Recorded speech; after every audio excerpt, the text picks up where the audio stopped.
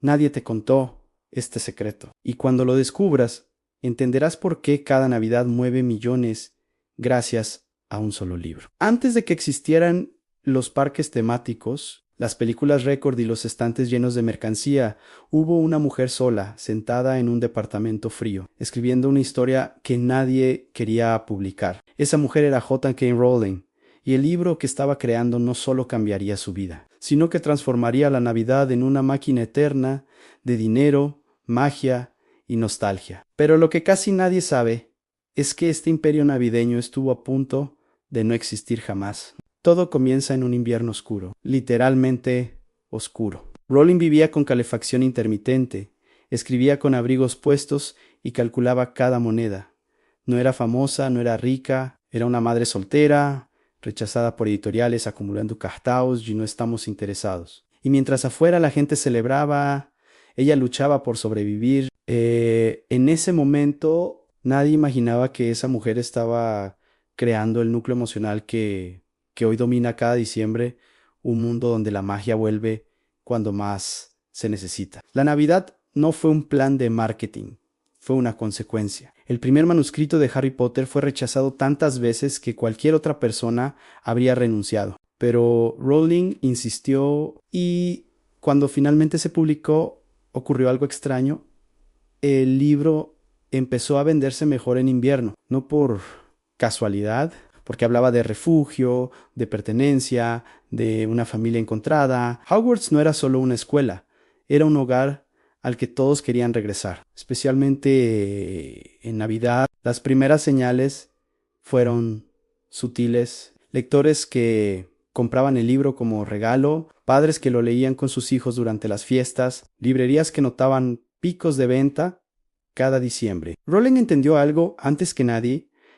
Su historia activaba una emoción profunda asociada a la Navidad. No la Navidad religiosa, no la comercial, sino la Navidad emocional, en calor, en medio del frío, luz, en medio de la oscuridad. Y entonces llegó el segundo secreto. Cuando Hollywood se interesó, Rowling puso una condición que muchos ejecutivos consideraron exagerada en control creativo. Ella no quería solo películas, quería que el mundo que había creado se respetara, quería que la magia se sintiera real y lo logró. Cuando la primera película se estrenó, lo hizo estratégicamente cerca de Navidad y el resultado fue explosivo. Familias enteras acudieron al cine como si fuera un ritual.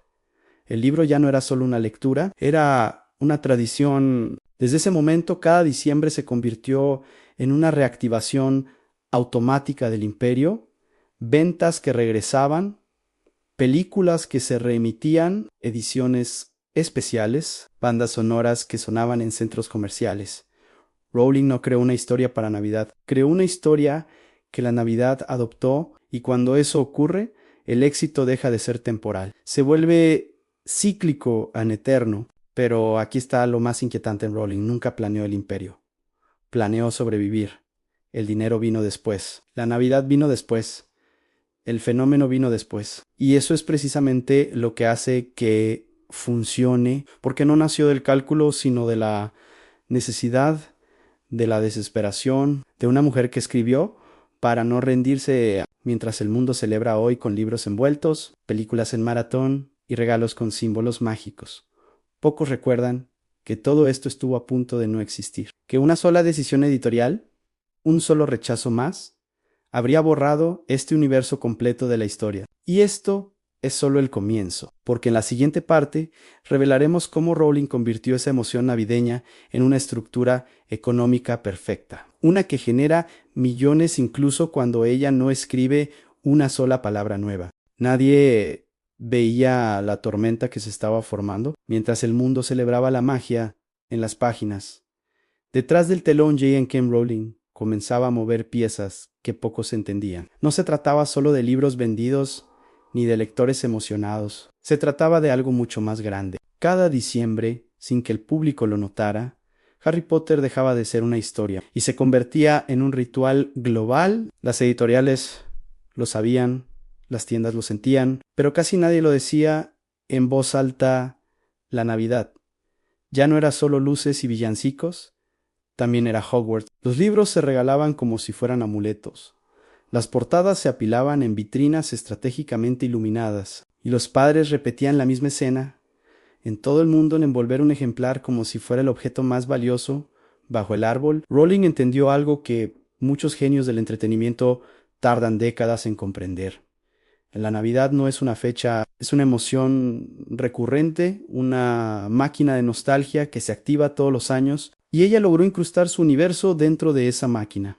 Cada relectura era un regreso a casa. Cada película repetida en diciembre reforzaba el hechizo, pero lo verdaderamente impactante ocurrió cuando la saga dejó de depender del papel. Las adaptaciones cinematográficas no solo ampliaron el público, sellaron un pacto invisible con el calendario. Las películas se transformaron en tradición navideña, en decenas de países, televisiones programándolas en maratones, familias enteras sentadas frente a la pantalla, niños descubriendo por primera vez el mundo mágico mientras afuera sonaban fuegos artificiales o campanas. Cada emisión era una activación económica, cada repetición una reafirmación cultural. Rowling no solo había escrito una historia, había diseñado una herencia que se reactivaba automáticamente una vez al año, y mientras el público creía que la magia estaba solo en los hechizos, el verdadero encantamiento ocurría en los contratos, licencias, derechos, traducciones, ediciones especiales, cofres de regalo,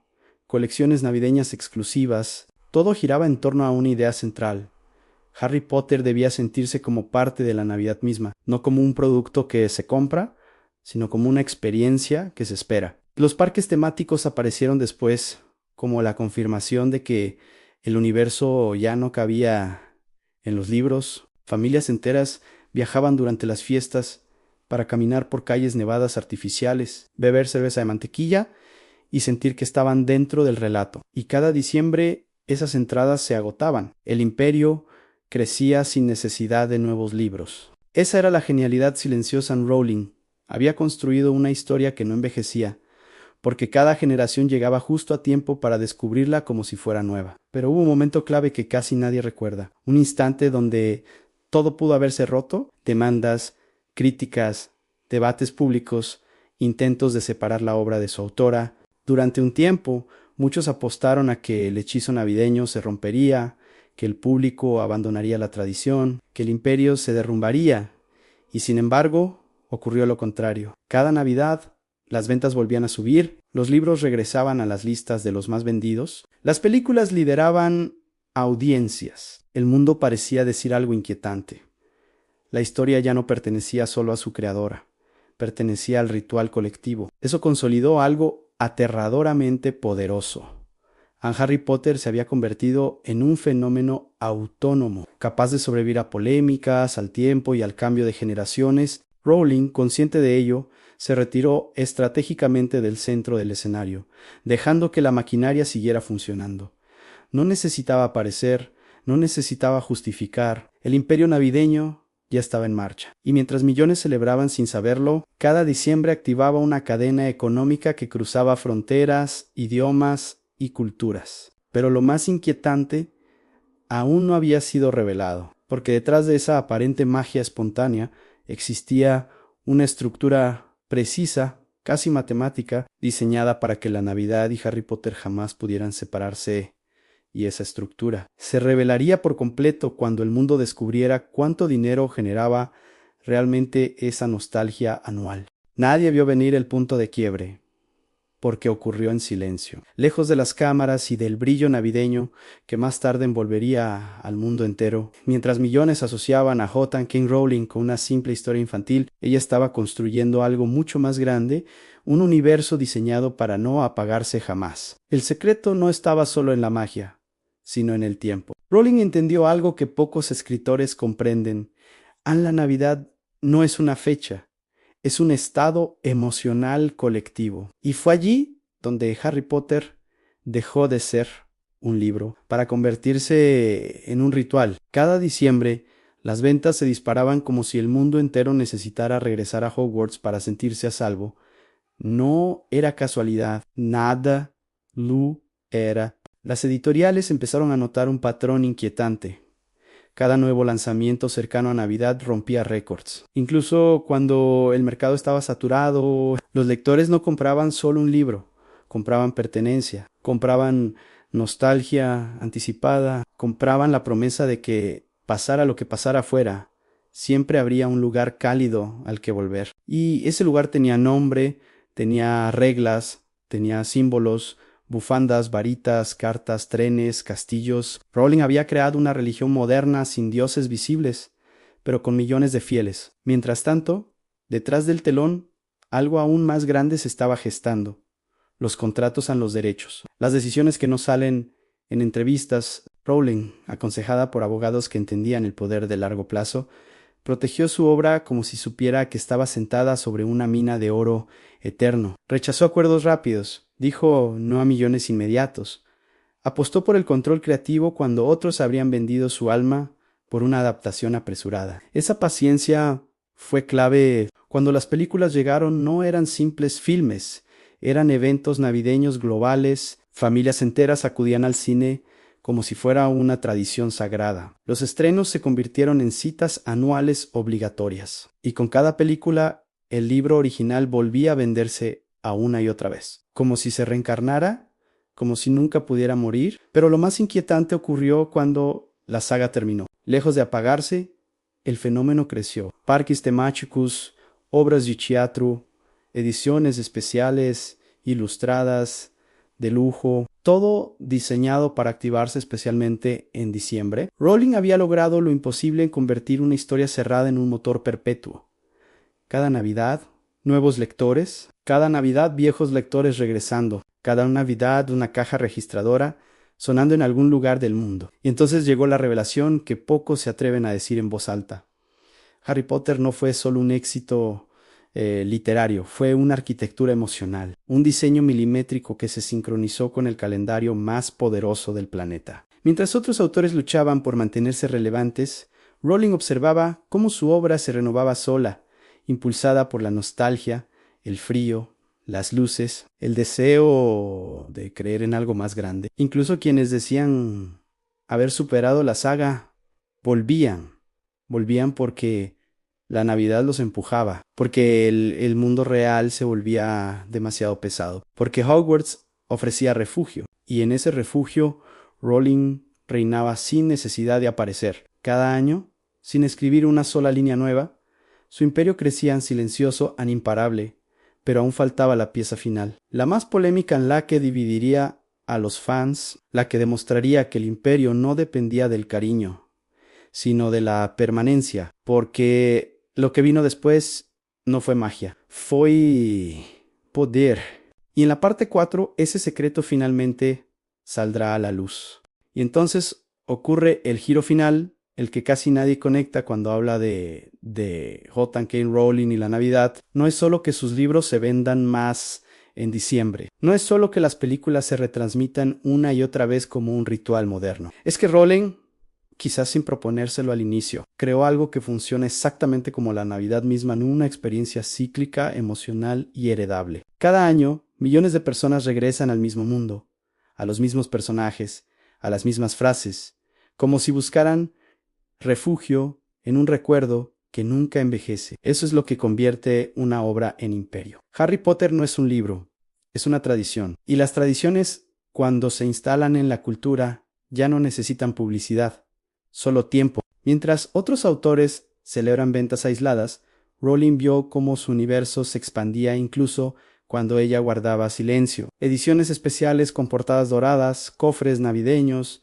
ilustraciones inéditas, libros interactivos, audiolibros, narrados con voces que suenan a chimenea encendida, parques temáticos iluminados con nieve artificial, obras de teatro que se agotan cada diciembre, videojuegos relanzados estratégicamente en temporada festiva. Todo ocurre en un patrón casi perfecto. Cada Navidad, el mundo mágico vuelve a despertar. Y cada vez que lo hace, el flujo económico regresa como una marea imparable. Lo que comenzó como una historia escrita en cafés fríos, terminó siendo una maquinaria cultural que trabaja incluso mientras su creadora duerme. Pero aquí está el secreto más poderoso de todos en Rowling. Nunca vendió solo fantasía, vendió esperanza empaquetada en invierno. Harry Potter es un niño huérfano que encuentra un hogar, es un personaje que pasa de la oscuridad a la luz, es alguien que empieza cada historia en un lugar gris y termina rodeado de amistad, comida caliente y una mesa larga donde todos pertenecen. Eso no es casualidad. Eso conecta directamente con lo que la Navidad representa en el inconsciente colectivo. Por eso padres que nunca leyeron fantasía compran estos libros para sus hijos. Por eso adultos que ya los leyeron vuelven a hacerlo. Porque no compran papel, compran la sensación de volver a creer. Con el paso de los años, Rowling aprendió a proteger ese universo como se protege un tesoro. Rechazó ofertas que habrían diluido la esencia. Controló licencias, eligió cuándo hablar y cuándo desaparecer. Cada silencio suyo generaba expectativa. Cada anuncio, un terremoto mediático. Mientras otros imperios culturales se desgastaban por sobreexposición, el suyo crecía por contención. Menos apariciones, más misterio. Menos ruido, más valor. Y así, sin alardes, el fenómeno se convirtió en uno de los activos creativos más rentables de la historia moderna. Un imperio que no depende de modas porque se sostiene sobre emoción pura. Hoy, cuando llega diciembre y las calles se llenan de luces, hay millones de hogares donde suena una banda sonora inconfundible, donde un libro con una cicatriz en forma de rayo vuelve a abrirse, donde una historia escrita hace décadas sigue latiendo como si fuera nueva. Y ahí está la verdadera fortuna eterna. No en las cifras, no en los contratos, no en los récords. Está en haber creado algo que el mundo necesita recordar cada año. Algo que se comparte entre generaciones, algo que se convierte en costumbre, porque cuando una obra se transforma en ritual, deja de pertenecer a su autora y pasa a formar parte de la historia colectiva en J.K. Rowling.